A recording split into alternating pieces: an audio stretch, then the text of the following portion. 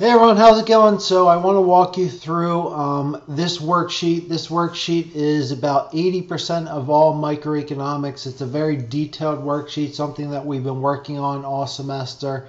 But basically, if you're running a business, it's going to fit into one of these four categories. Perfect competition, monopoly, monopolistically competitive, or a oligopoly, duopoly type of structure, right?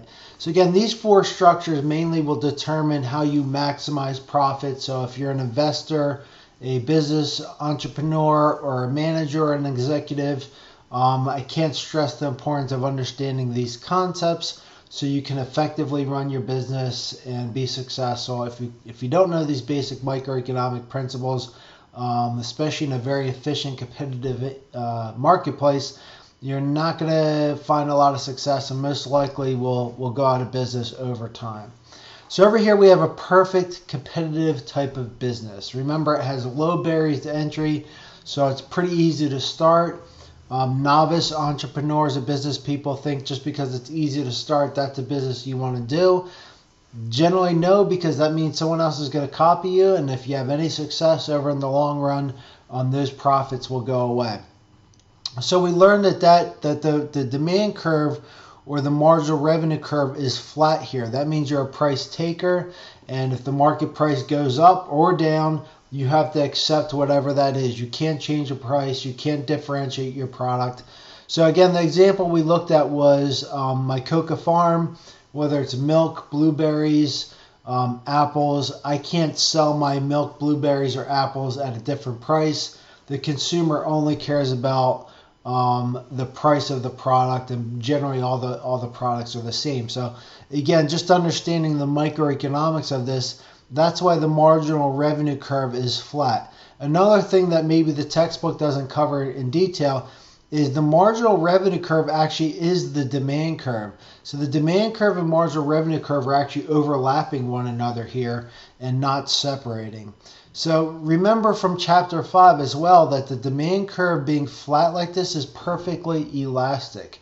I use an example in my class. If we had two Coca-Cola machines sitting right next to each other, who would pay more money for the exact same thing if it was right next to each other? So even a small incremental change in price, you basically lose all of your quantity.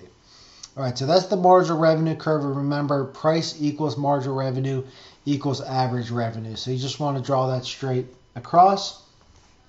Again, in the long run, it will always push to that price. In the short run, you could see a profit develop or you could see a loss.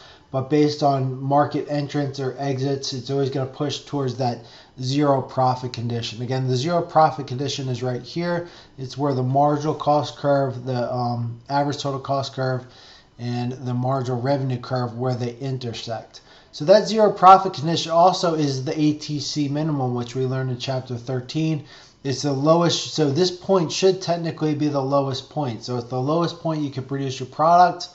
That's good for consumers, so that means we're getting low prices for our produce and our vegetables and all that stuff. So again, this is important for society, but it's not very good economically speaking to be a farmer.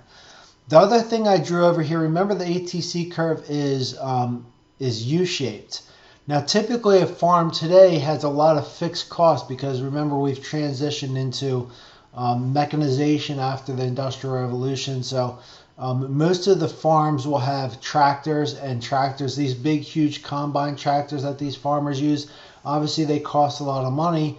So the average total cost curve over here, remember that's mainly your fixed cost. So your fixed costs are going to be pretty high over here when it starts out. And remember, spreading out your average fixed cost is called economies of scale.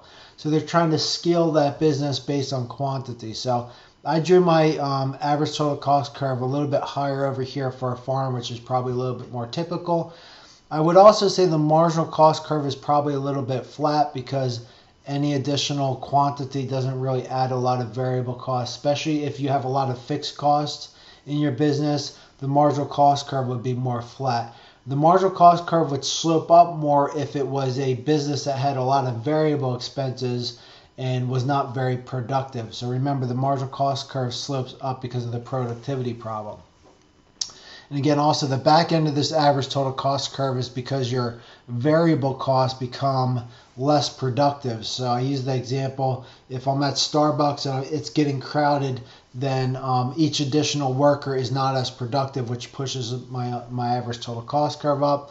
For the farm here, it's probably the land is becoming more and more crowded, or my tractor has to go farther and farther out to plow that land, so the productivity or the cost curves starts to go up as you increase your quantity. So again, the key point here to maximize profit on the farm, you really have to focus on quantity. You don't want to produce quantity over here. You don't want to produce quantity over here. This quantity, wherever it is with your intersection here, is where you want to produce. Any farm that's producing higher or lower than this quantity will eventually go bankrupt because they're not effectively managing their cost. All right, so hopefully that makes sense. The next one we want to look at is a monopoly. So a monopoly, again, actually is the opposite. It has high barriers to entry, and it's a monopoly, so it means it's the only competitor in the marketplace, so it has no competition at all. So that's a great thing. You obviously want to be a monopoly. If you're running a business, you would choose a monopoly because you have no competition. So generally, you can charge whatever price you want. So again, in that chapter, we did talk about why there's barriers to entry because of patents, scarce resources, and high infrastructure, things like that. So Pico Energy is an example that we use. Coca Energy is what we'll go through for our monopoly chapter. If I own a power plant, does it cost a lot of money to make that power plant? Of course, it costs billions of dollars. So you really only want to have one power plant that really powers all of Bucks County, or even half of Pennsylvania is what the power plant produces the energy. So the fixed cost actually is going to be super high. I could have drew this actually even higher, because you're talking about something that is very expensive, and the fixed costs really have to be brought down for a power plant. So again, there's about roughly 600,000 people in Bucks County.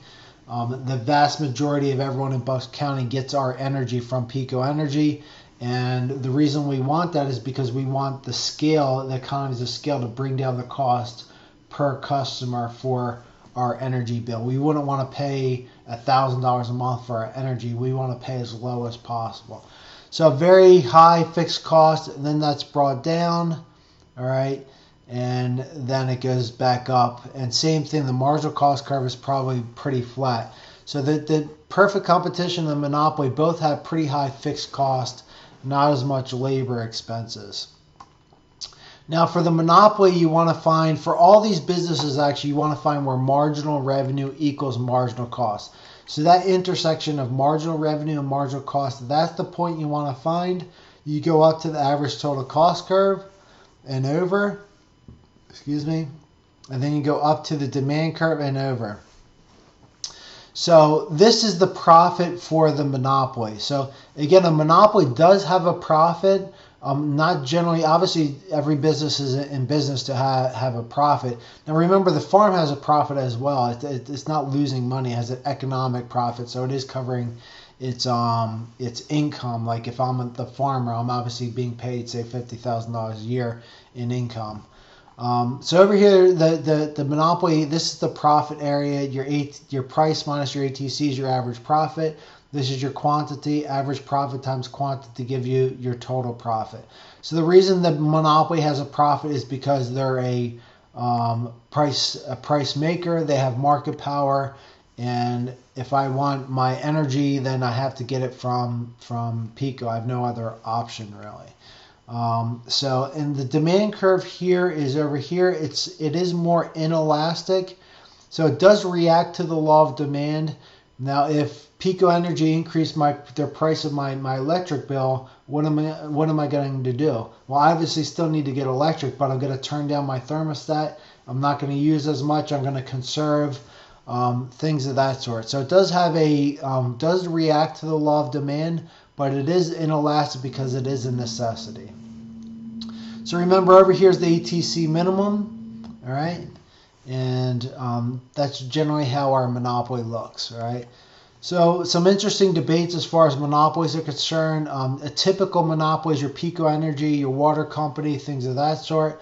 But now we have a lot of the technology industry that's has some very monopoly type of behaviors. Google, Amazon, Apple, those type of businesses could be categorized as monopolies, and this is a new frontier, so it'll be interesting to see how those companies play out, whether there will be antitrust laws or things of that sort that goes through. Google, you could argue, is a necessity. Some would say maybe it's not a necessity. It's maybe not as much of a necessity as obviously my electric bill or my water bill. All right, so let's go down to monopolistically competitive. I think this is the industry that may interest most of you. This is the industry that many of you may get involved in. I would say I have my Coca sneaker business, but it would probably be like Nike, Starbucks, Disney. You really want to think of companies that are they act like a monopoly, but they're in competitive industries. So again, Nike seems like it's kind of a monopoly, but it's able to differentiate. And how does it differentiate? It mainly differentiates based on its brand. So its brand gives it a competitive advantage, all right? So the branding of that product is kind of what allows it to mark up the price. Why do I pay $100 for sneakers? If the sneaker didn't have the Nike swoosh on it or didn't have that branding, would I pay that $100? No, so it's all based on brand. Same with Starbucks, same with Disney. So monopolistically competitive is similar where the demand curve separates from the marginal revenue curve. The main difference is the demand curve is definitely more elastic. It's not as inelastic as a monopoly. So that's one key difference. The other thing is the zero profit condition does happen. So you want to draw your average total cost curve where it hits right here. So again, profit maximization happens where marginal revenue and marginal cost where they intersect. Go up to the demand curve and over. That's the price, and the average total cost curve has to intersect right there. So that's a little tricky when you draw that. That's where the zero profit condition is going to happen as well. The reason is Nike has a profit, but for it to keep its competitive advantage, it has to take all of its money and invest back into advertising because that's its competitive advantage. It has to pay for Michael Jordan, LeBron James, all those different athletes, Tiger Woods, to keep that competitive advantage. So the debate here is, is advertising good or bad for society? Ideally, this is the quantity that would be efficient, but it gets pushed up here, that's produced here, because the company has to invest their profits back into advertising. So this is called the markup, and that's because of the brand, and over here is excess capacity isn't being produced. All right, finally, the last industry that a business could be in would be oligopoly or a duopoly. This is definitely an interesting industry for me, especially when I learned it because it gets into game theory. I'm pretty much a strategic type of thinker, so it gets into strategy. And any of you guys that are competitive, and you're thinking about checkers or you're into sports, things of that sort, that's where game theory kind of comes a little bit interesting. So again, an example that we used in the course is the cable industry, obviously Comcast and Verizon. Literally, it's the two cables that comes into my house. So I only have those two options if I want cable or specifically internet service. So I use Coca Cable and Comcast. So in that case, you're actually not too concerned about the consumer because the consumer has to buy your product. What you are concerned about is what your competitor is going to do. That's the strategic behavior we're thinking about. So Coca Cable and Comcast, we could collude with each other and fix our prices. Now remember, it's very important that you realize that colluding or price fixing is illegal.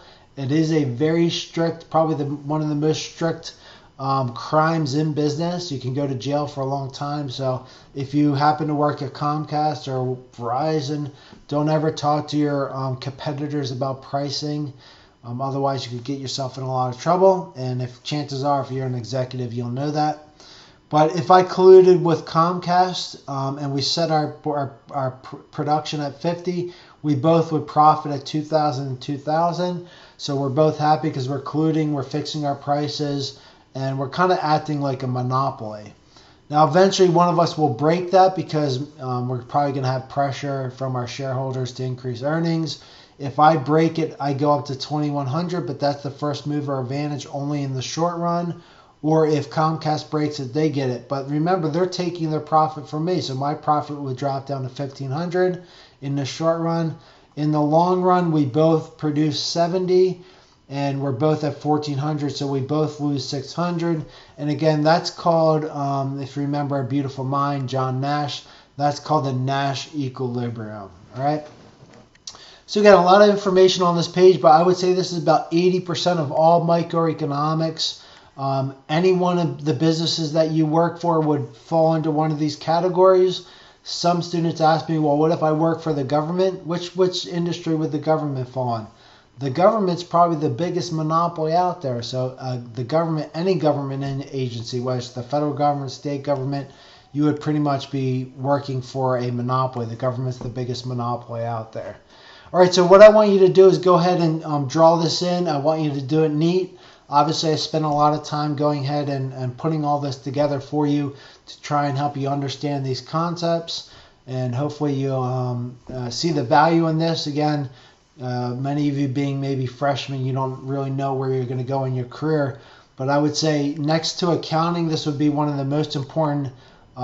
These concepts right here, I would put accounting and these concepts as the most important concepts if you want to be a successful investor, business person, entrepreneur, etc. All right, thank you very much and good luck. Let me know if you have questions.